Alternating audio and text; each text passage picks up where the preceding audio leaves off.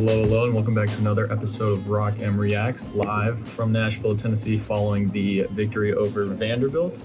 It was up and down game in a lot of ways. Missouri kind of had it in control for the most part, but you saw some miscues, especially on defense, that we'll get into.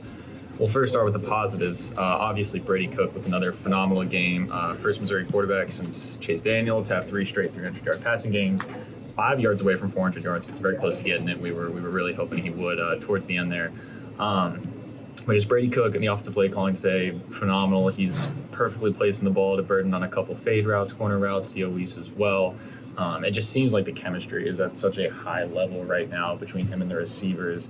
Just what are you seeing between Cook and the receivers, and also just what Kirby's drawing out for them? Yeah, just having a healthy quarterback and a good offensive play caller, that goes a long way for an offense. And yeah, I think it's just Cook is just in a level of comfort that, he's probably never has been in since he's been at Mizzou, and him having some great receivers out there as well.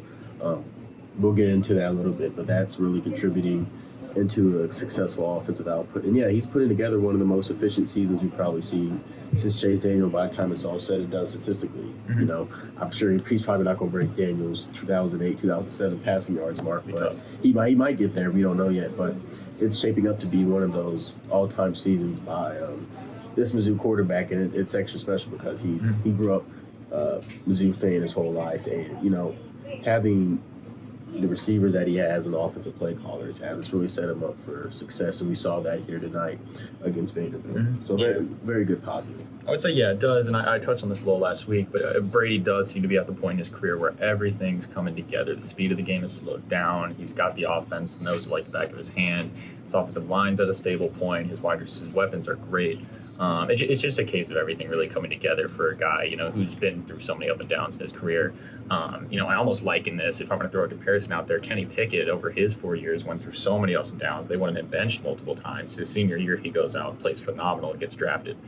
Maybe we see a similar thing from Brady. Not going to throw too much out there, but he's on the right track right now. I was interested to see that we saw some design runs for him today because he clearly was not 100% running the ball, I would say, but didn't really matter because everything was perfectly thrown. You saw Kirby get a lot of great one-on-one matchups for Burden and Weiss, just fade routes, corner routes. It's just there's very few DBs. You could argue even in the SEC that are going to be able to match up with them one-on-one consistently, especially in 50-50 balls. So I think Kirby's going to keep attacking that for those two and Brady. But yeah, just can't say enough about how impressed we are. It seems like we've said the same thing for now 3 or 4 weeks with Brady, is that, another 300-yard game. Wow, he's looked so improved. This is just kind of the reality, and Mizzou fans probably need to accept that, and knock on wood he doesn't go out and throw for 103 picks against LSU, but I frankly cannot see that happening at this point. So, again, I think this offense is only going to get better as well. As Marquise Johnson, you saw, got even more involved today. He's continuing to kind of step up and get more into the game. Mookie had another solid day as well. So, really like what we're seeing from them. That kind of leads us into that wide receiver core. You obviously saw what you had from Burden. It was Mizzou's first time since, was it 2018? Yeah, with 2 receivers with 100 yards in the same game. Theo and Luther Burden today. Theo Weiss really, or at first everybody thought, just a big body red zone target. Today you saw him get a lot of yak, really on some deep throws as well. So it's interesting to see, where do you kind of assess the depth of this wide receiver room? Because we've seen Burden, Theo, and kind of Marquise emerge as those top 3 really so far. Mookie has a solid 4th. Makai's battled through some injuries, and he's still been targeted some, but hasn't seen the field as much, especially not tonight. Kind of how do you evaluate that depth right now? It really, now that I think about it, it's probably one of the deepest receiving cores we've probably seen. I don't want to put it on that level of that 2013 receiving core, or nowhere near the level of those late 2000s receiving cores, but it's a pretty good one. And talk about Theo Weiss, he probably had his best game of his collegiate career, because I believe his best one was against Texas Tech about a year or 2 ago. But in that game, I believe he may have had 3 receptions. But he had 10 tonight, and he made some beautiful third down receptions. He had one here on the first drive where back shoulder throw, and then of course the touchdown, and he caught the previous 2 receptions, then got hurt, then came back in, and it was inevitable. He got that ball in 3rd and goal, back in for the touchdown. So I think he's asserted himself as the number 2 receiver, but then there's guys not far behind him, because Marquise Johnson, as a true freshman, he opens up the offense so much. And I remember a play, it wasn't similar to the one that Burden did against Memphis last week. But I remember seeing the defenders; they were all catering to Marquise Johnson because they didn't want to get beat deep. And I believe it was Weeks who came on underneath, or maybe it was a tight end, but ended up getting a good gain over there. Then they let Marquise Johnson go for a touchdown. So he's really stepped up. Mookie Cooper, he's having a better year so far as we've seen. So it's a really deep receiving core that goes into a successful offense. So it's very comforting if you're a Mizzou fan to know that you got 4 or 5 deep at that position. And I think those top three, really, you look at how well they complement each other. It's Luther is your X factor. He's your guy. You know, he can change a game at the drop of a hat. He's versatile. He can do pretty much whatever you need to do. Theo's your big body. You're going to post him up, corner routes, post routes. You know, if his body's in front of the defender, Cook's throwing it to him. We saw it multiple times in clutch scenarios on third downs. Literally a Theo Wease comeback route. Brady's always looking for him when he's rolling out, just because if he's in front of the defender, he's going to be able to catch it. And then you throw in Marquise, who can just stretch the field vertically like that. You've got 3 very different players that defense that prepare for coming in every week. Mookie's also different in his own right. It's very difficult because there's not many teams in the country that can throw 2, even 3 DBs out in the field that are going to be able to cover those types of guys. So I do think that that's going to be great moving forward. As long as the unit stays healthy, I think it is going to be one of the better receiving They're cores. pretty healthy right now. Yeah. Burton looked great out there. You know, he was questionable coming in this week, but after he was banged up last week. It seems like they were all relatively healthy. Tight end room was healthy too. We saw Norfleet. And Jordan Harris got some snaps in there too. Harris all out there. So, and running backs when they can, you know, Nate Pete had a drop touchdown. Yeah, unfortunately, but you know, those 2 running backs, they both went over 60 yards today. Good games from them outside of, you know, just a couple things, but very good offensive core that they have right now. And there might be some complaints about the lack of production from the running game, and I do think you're seeing this team's identity begin to come full focus. You know, this is going to be a pass first offense this year. When you've got a quarterback that's as hot as this, and you've got the weapons on the outside, and you've got an offensive line that's probably a little bit better at pass protection than they are in run blocking, I would say, you're going to see Brady Cook throwing it 41 times today. The team ran it 34 times today. Yeah. So you're looking at probably that ratio for the rest of the season. That's probably what's going to win you games, especially in bigger games. You're going to have to air it out more, and the running game's not going to be there against some big opponents. So I do think it's going to be supplementary. But yes, each of them going over 60, you'll take that every single week. Yeah, it's the popular term. It's you throw the score, run and win. I think that's how it is, and that's exactly what they did today. That ground game got going towards the end of the game, but it was a pass first. Like Cook almost going for 400 yards, 33 completions. That reminds you kind of like a Chase Daniel type game. And very true. Yeah, so very, very successful in both departments. But on the flip side of the ball, there were some concerns on defense. Well, we'll start out. Darius Robinson obviously didn't play today. Had the calf strain that's been nagging him throughout this season. It gave out on him last week against Memphis. I forget if he came back in after that first quarter, but I don't think he played a whole lot regardless. I think he may have been out the rest of the game. Yeah, I think he was out the rest of the game. It seemed like they were leaning towards during the week, resting him for the Vandy game to prepare him for LSU. They did that. Obviously, Darius didn't even travel with the team during said post-game that Friday. He just didn't feel like he was going to be able to add what he needed to the team. So you saw an opportunity for guys like Niles Gaddy, Joe Moore, Johnny Walker, obviously, to step up.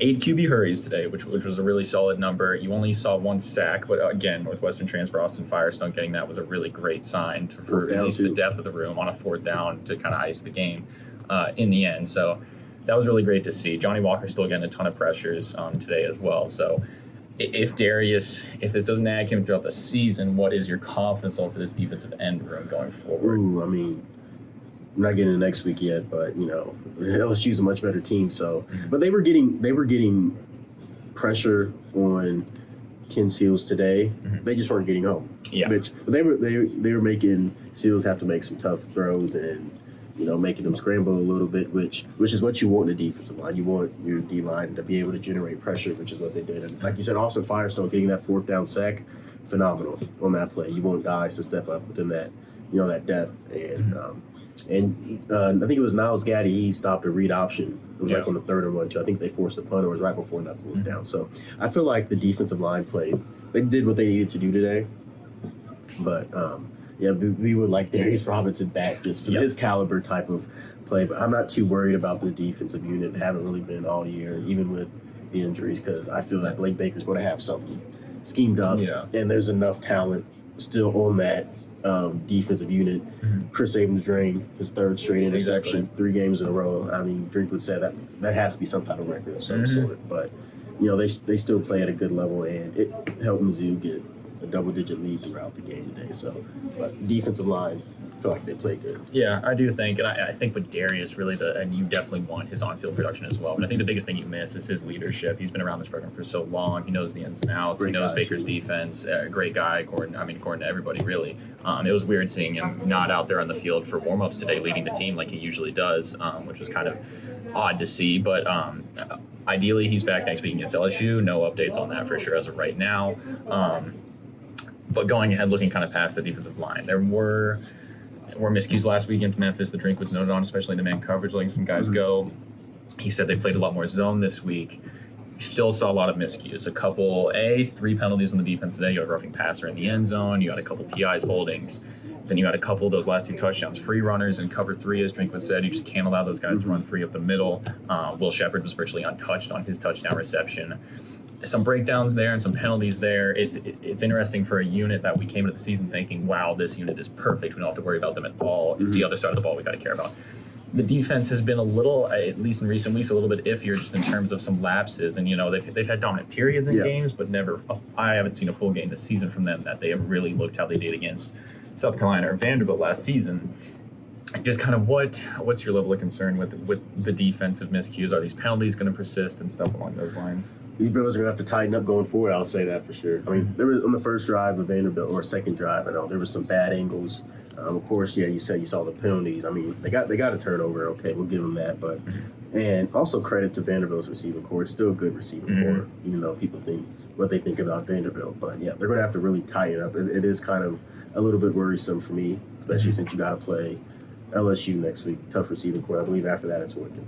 Kentucky, they got Devin Leary. That's a veteran quarterback, and then you have South Carolina, Tennessee. You can't play around with those cats. So it's a little concerning for me going forward personally. Like I would want to feel more confident after one game from the defensive backfield than what we have seen the past couple of weeks. And injuries have kind of played a role in that too, especially last week. And then this week, you played some good receivers, and they got behind you and burned you. So I think some of it might be miscommunication stuff, also technique. All of those things need to really be cleaned up for this unit to be a real polished unit. In my opinion. Yeah, and you saw some mistakes from Marvin Burks. He got beaten that wheel scramble drill wheel route kind of on that 4th down in the 3rd quarter, which Drink said post game that was freshman mistake, getting his eyes caught in the backfield. Stuff like that's going to happen. You're going to get beat by good receivers. That happens. LSU's going to roll in here next week, and we'll go ahead and segue to that. We're going to look ahead to next week. LSU's going to roll in here next week with Malik Neighbors and Brian Thomas Jr., who are 2 probably future NFL wide receivers.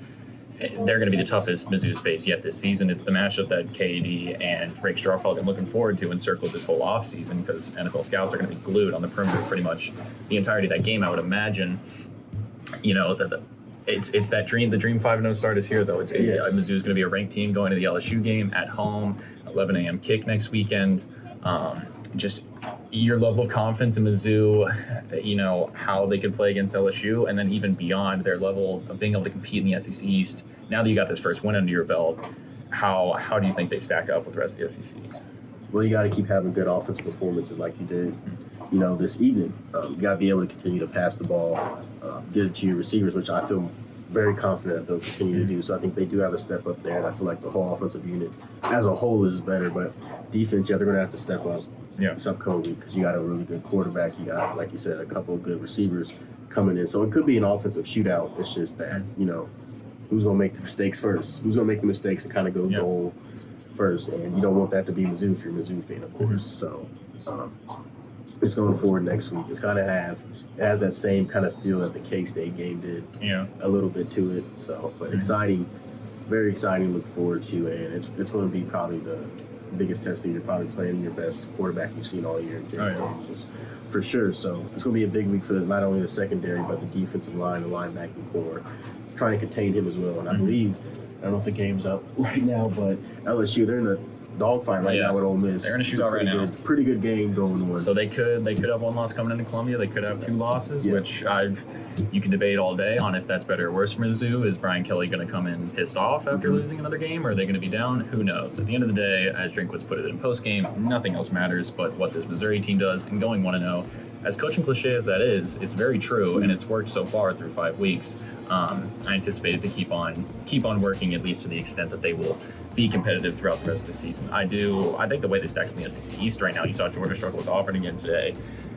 That's looking like at least they win a bowl game. I'm not going to go out and pick them to win in Athens, but with the way this offense is playing, I think Brady Cook can keep them in a lot of games. And if the defense can fix some of these minor mistakes, this is a very complete team as of right now. So I like what we've got looking forward for the Tigers as we go in.